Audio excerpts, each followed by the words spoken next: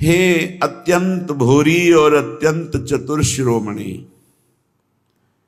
आपके चरणारविंद के मार्ग में अर्थात भगवत मार्ग में सबसे ज्यादा जो बाधक है वो है मान, बड़ाई, प्रशंसा, सम्मान।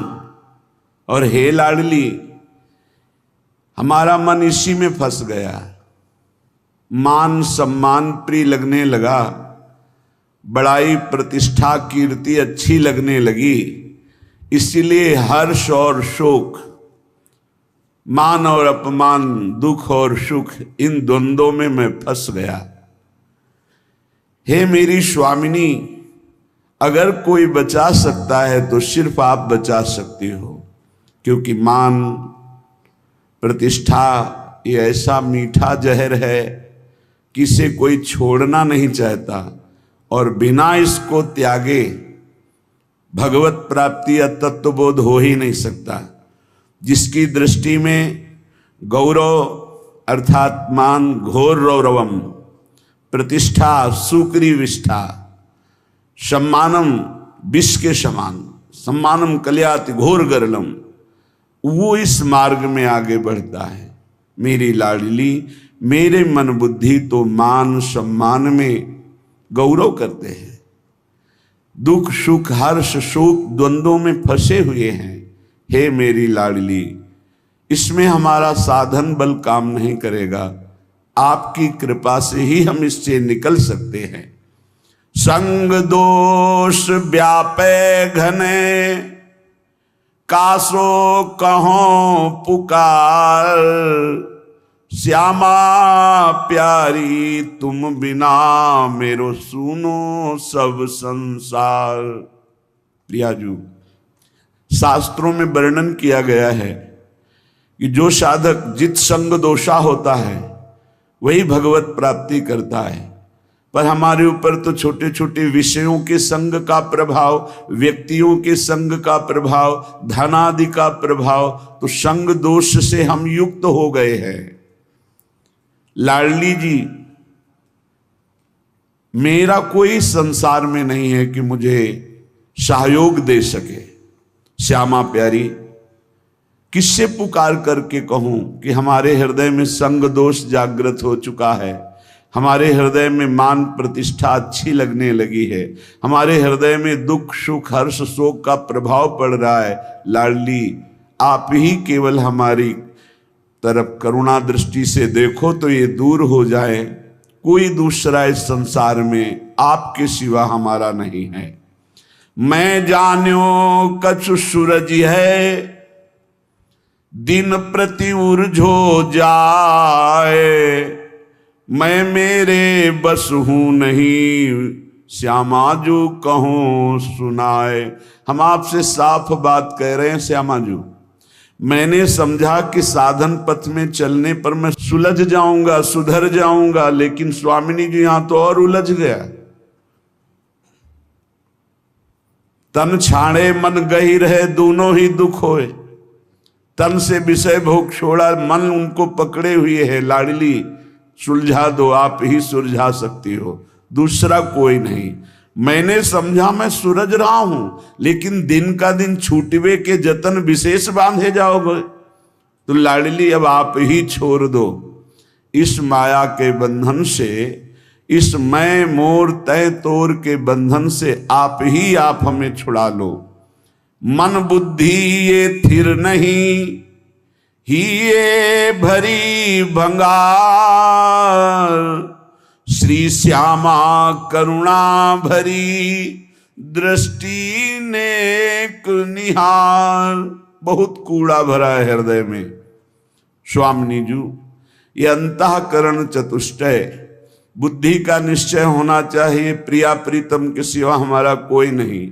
मन का संकल्प विकल्प प्रिया प्रीतम की सेवा, जगत की सेवा, और चित्त का निरंतर भगवदाकार चिंतन, अहम का पूर्ण दासत्व में समर्पण, ये सब कुछ नहीं, बड़ा कूड़ा करकट भरा हुआ है। कोई भी सत्कार्य होते उसमें अहंकार उदय हो जाता, मैंने किया। बुद्धि का निश्चय है, जगत में भोगों में रुपया में प्रतिष्ठा में सुख है। मन नाना प्रकार की भोग वासनाओं का संकल्प करता रहता, बड़ा कूड़ा करकट अंतःकरण में जमा है। हे मेरी श्यामा प्यारी, आप करुणा दृष्टि से देख लो तो आपकी दृष्टि मात्र से मन बुद्धि सुधर जाएंगे। श्यामा प्यारी लाडली, तुम जानती हो सबके भाव, मेरे तो तुम एक हो। कछु साधन नाही उपाव, ना हमारे कोई साधना है न कोई उपाव है। आप सबके मन के भाव को जानती हो। हे श्यामाजू, आप ही हमारी साधना हो, आप ही हमारे साध्य हो। आपके सिवा हमारा कोई और साधन साध्य नहीं है। हे लाडली, जो अपने अवगुण कहो पाऊं और न छोड़, पर अंतर की तुम जानो सबे, मेरी श्यामा कहो निहोर। यदि हम अपनी गाथा हृदय की सुनावें तो कितने अवगुण हैं, पार नहीं पा पाएंगे। बस एक बात हृदय में देख पा रहे हैं कि वो स्वीकार करता है कि हमारी माई श्यामाजू को राज। हे श्यामाजू, आपके सिवा और किसी का आश्रय नहीं है, इसलिए आपसे ही निहोरा है कि आप ही हमारे हृदय को पावन कर दो, अपने प्रेम के योग्य कर दो, निर्विकार कर दो। राधा प्यारी मेरी स्वामिनी, निज सहचरी समुदाय, अली माधुरी आपके चरण परी बिललाए। हे समस्त सहचरियों, आपके मध्य में विराजमान जो श्यामा श्याम हैं, सहचरी सहित समस्त वृंदावन के परिकर को, प्रिया प्रीतम को हृदय से बार बार वंदना करते हुए विलख कर हम केवल इनके चरणों का आश्रय लेते हैं। अब आप देख लो, आपको संभालना है। इसे निर्भरा भक्ति कहते हैं। पूर्ण रूप से अपने इष्ट के भरोसे में हो जाना। जब अपनी तरफ दृष्टि जाए तो अति दैन्य और दोषयुक्त, और जब इष्ट की तरफ दृष्टि जाए तो अत्यंत गर्व और आनंद में। तो हम अपनी तरफ दृष्टि करके अपने इष्ट को बता रहे हैं कि हमारे में ये सब दोष है, हमारे में ऐसा कोई गुण नहीं कि हम आपको प्रसन्न कर पावें। इसलिए हे लाडली, हे लालजू, आप कृपा करो और अपने योग्य हमारे हृदय को बना लो, क्योंकि बनावटी प्रभु को पसंद नहीं। निर्मल जन मन सो मोहि पावा, मोहि कपट छल छिद्र न भावा। मुझे कोई कपट छल दोष विचार ये प्राप्त नहीं कर सकते हैं। मुझे प्राप्त कर सकता है निर्मल मन, और हमारा मन मलिन है। तो हम आपसे निवेदन करते हैं, हे प्रभु, आप अपने योग्य बना लीजिए इस मन को। मेरे में सामर्थ्य नहीं कि मैं आपके योग्य मन को बना करके आपकी प्राप्ति कर पाऊं। अगर हम करोड़ों कल्पों तक साधना करें तो भी आपके योग्य नहीं बन पाएंगे। और अगर आप पल पाओ, पल के चौथाई हिस्से में चाहें तो मेरा मन आपके योग्य हो सकता है। इसलिए हम पूर्ण रूप से अजात पक्षायु मातरम खगा, जैसे बिना पंख निकला हुआ चिड़िया का बच्चा कुछ नहीं कर सकता, केवल माँ की बाट जो होता है, बस ऐसे हे मेरी श्यामाजू, हमारे में कोई साधन नहीं, बस आपकी कृपा की बाट जो रहा हूं। इसे पूर्ण आत्मसमर्पण, निर्भर शरणागति भक्ति कहते हैं। और ये अमोघ है। जिसके हृदय में ऐसा समर्पण हो गया हमारे माई श्यामाजू को राज, तो हरि ही श्यामाजू हैं, श्यामाजू ही हरि हैं। केवल स्वभाव और महिमा का रसास्वादन कराने के लिए प्रभु अपने प्रेम स्वभाव और अपनी प्रेम महिमा का रसास्वादन कराने के लिए ही हरि राधा किशोरी के रूप में विराजमान है। और प्रेम का कैसे रसास्वादन किया जाता है, कितनी दैन्यता, तो राधा किशोरी ही हरि के रूप में विराजमान है। हरि ही राधा किशोरी है, राधा किशोरी ही हरि है, किंचन मात्र इनमें भेद नहीं है। देखो यद्यप सकल लोक चूड़ामणि, यद्यपि हरि अनंत ब्रह्मांडों के स्वामी, पर दीनपन को मानत, दैन्य होकर कैसे प्रेम का रसास्वादन करते हैं। तो प्रेम का रसास्वादन कैसे किया जाता है, हरि रूप।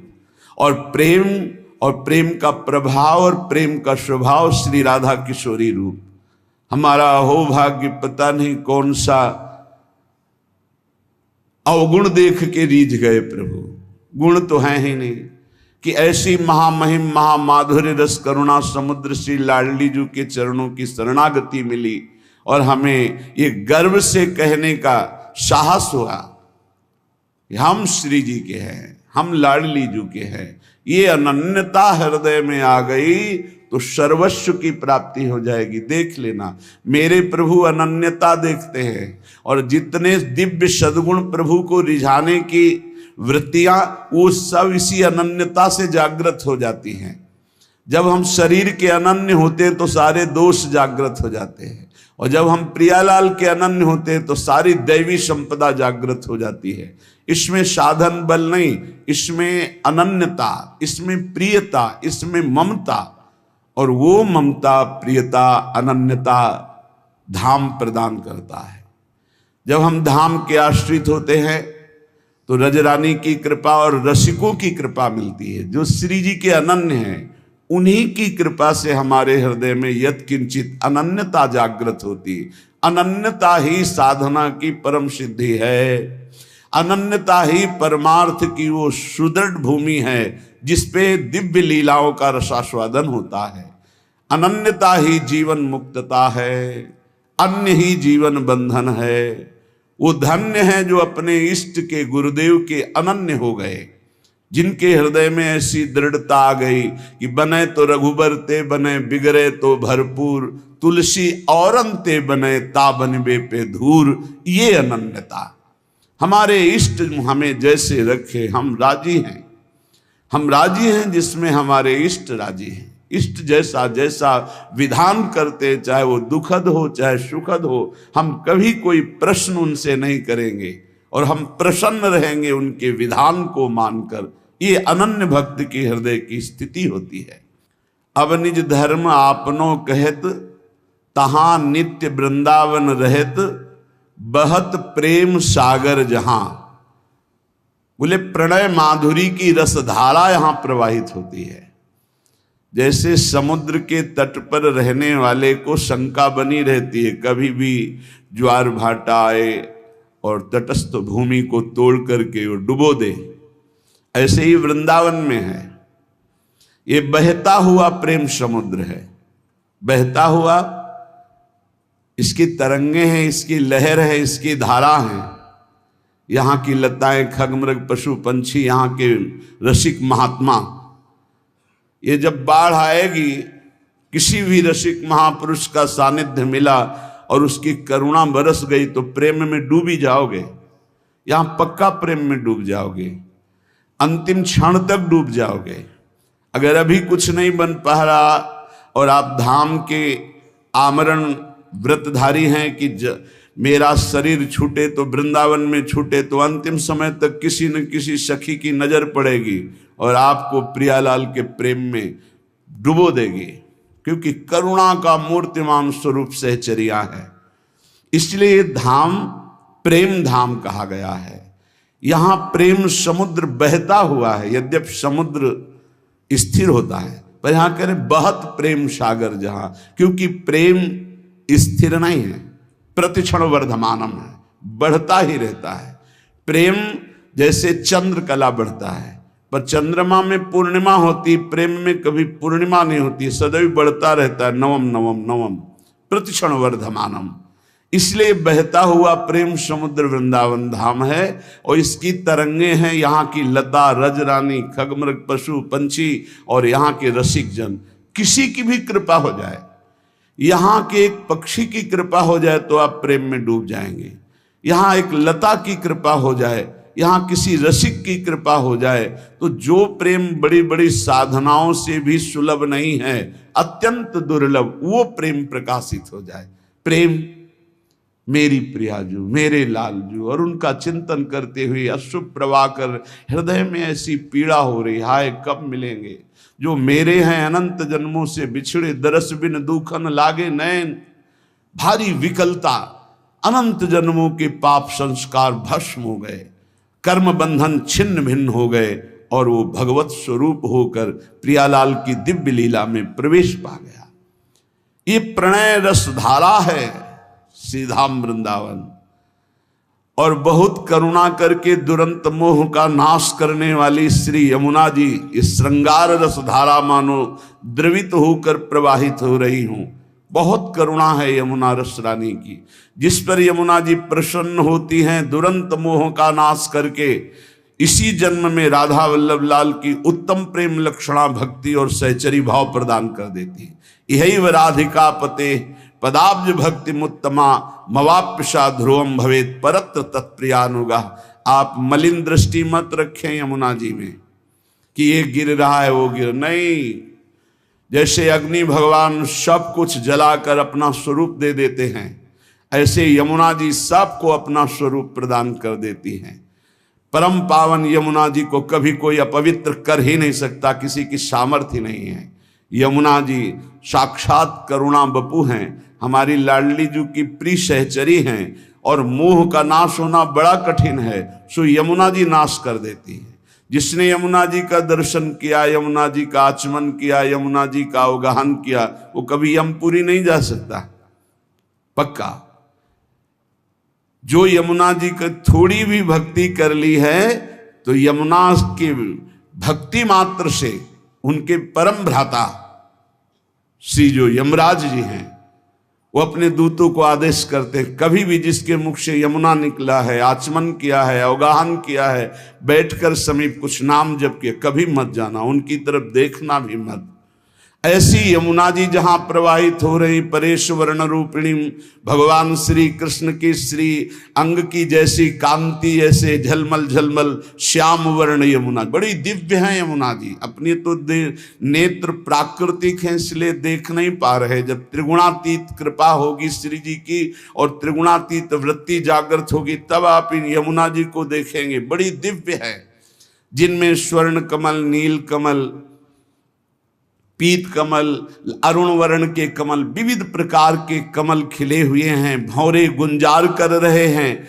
समीप में ही कुंज में अद्भुत अद्भुत लताएं फूली हुई झूम रही हैं, और कपोत सुख शारिका पिक मयूर कालंकृतम, कपोत, शुक, शारिका, कोकिला, मोर ऐसे गुंजार कर रहे हैं, ऐसे मानो प्रियाजू का यश गा रहे, पर हम उनकी वाणी समझ नहीं सकते। ऐसा लगता है कि ये शोरगुल कर रहे हैं, नहीं, वो राधा यशो मुखर मत खगावली की। यहाँ के जितने पक्षी हैं सब श्री जी का नाम, श्री जी का जस गान कर रहे हैं।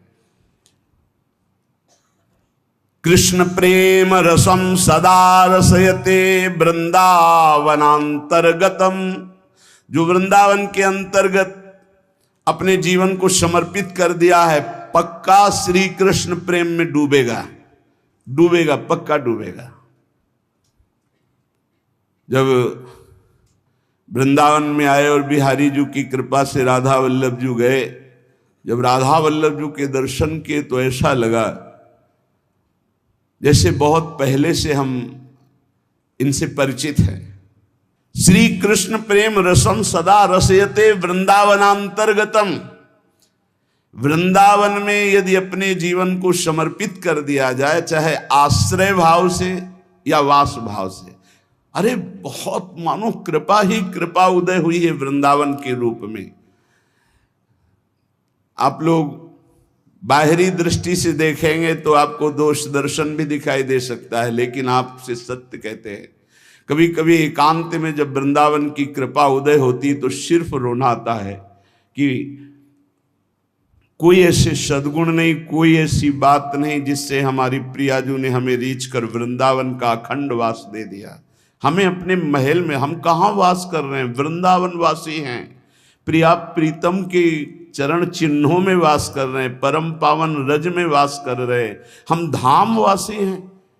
कहाँ नारकी जन्म, कहाँ नारकी योनियों में भटकने वाला जीव, और कहाँ परम पावन महामहिम शिव शनकादि द्वारा बंदित रज में वास करने का सौभाग्य। श्री कृष्ण प्रेम रसम सदा रसयते वृंदावनांतर्गतम। श्री प्रिया और कृष्ण लाल, प्रिया लाल के प्रेम रस से डुबो देने वाला ये वृंदावन है, जिसने वृंदावन का आश्रय लिया, वृंदावन का वास स्वीकार किया। आप केवल अपराध मत कीजिए, जो साधन पद्धति बताई गई उससे समय काटिए, परम लाभ तो कृपा से हो जाएगा। आपका प्रयत्न केवल अपराध रहित होने के लिए, आपसे असाधन ना बने, इसलिए काम तो सब कृपा से हो जाएगा। चेता स्थाणु चरिष्णु चिदघनम मोह रूपम तवापीदृशम। यहां अगर पक्षी भी कोई बाहर से उड़कर आकर वास करता है तो वो भगवत स्वरूप हो जाता है, चिदघन स्वरूपम। तो वो पक्षी क्या साधना करता है, केवल आश्रित हो गया वृंदावन के। ऐसे ही आप भी आश्रित हो जाएं तो कह रहे चिदघन रूपम तवापीदृशम, तुम भी वही चिदानंद रूप हो जाओगे यदि वृंदावन का आश्रय ले लिया, वृंदावन का वास स्वीकार कर लिया, वृंदावन का चिंतन करते हो, वृंदावन की महिमा सुनते हो, तो धाम आपको चिदघन रूप प्रदान करेगा। चेता स्थाणु चरिष्णु, यहाँ के चैतन्य और जड़ सब चिदानंद रूप हो जाएंगे। अभी हैं, आप देख नहीं पा रहे, लेकिन अंत तो गत्वा आप भी चिदानंद रूप हो जाएंगे यदि वृंदावन का आश्रय और वास स्वीकार किया। एवं चे नहीं भाति तद गुरु मुखान श्रुत्वा सदा चिंतय। यहां वृंदावन में सदगुरु का वर्ण करो तो तुम भी ब्रजवासी हो जाओगे। दीक्षा में नया जन्म माना जाता है। एक होता है बिंदु से जन्म लेना, जो पिता और माता के संयोग से, और एक होता है नाद से जन्म होना, जो गुरुदेव मंत्र नाद हमारे कान में करते हैं, उससे हमारा नया जन्म होता है। और ये नया जन्म ब्रजवासी माना जाएगा, वृंदावन वासी माना जाएगा।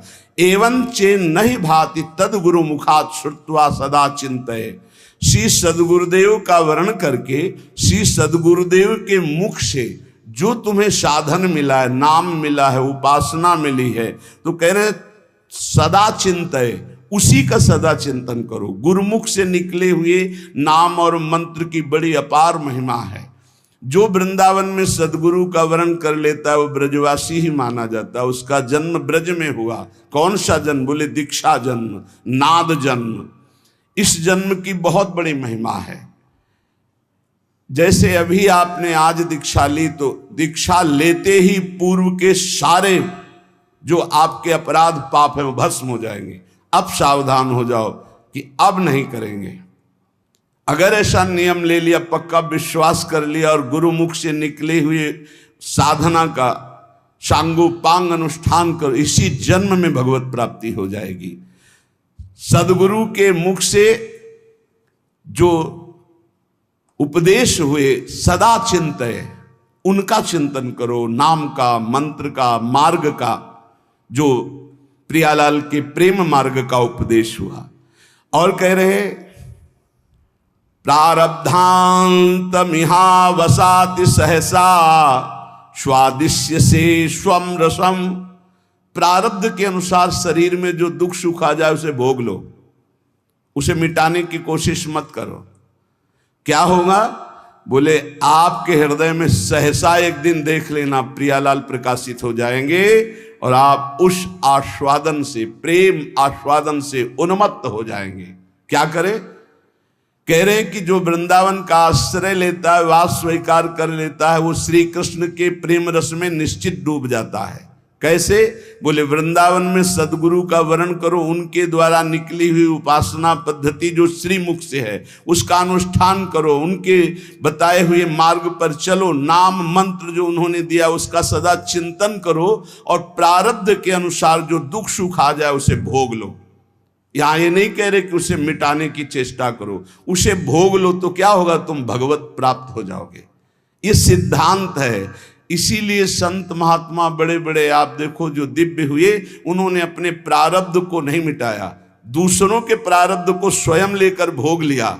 अपने प्रारब्ध को तो भोगा ही, औरों के भी प्रारब्ध को भोग लिया कि ये भजन करने में कमजोर हैं, प्रारब्ध आएगा इनको छीण कर देगा, चलो तुम आगे बढ़ो, हमें तो कोई फर्क नहीं पड़ता, प्रारब्ध को अपने ऊपर ले लिया। उसे श्री जी सहसा हृदय में प्रकाशित होकर प्रेम रस में डुबो देती है।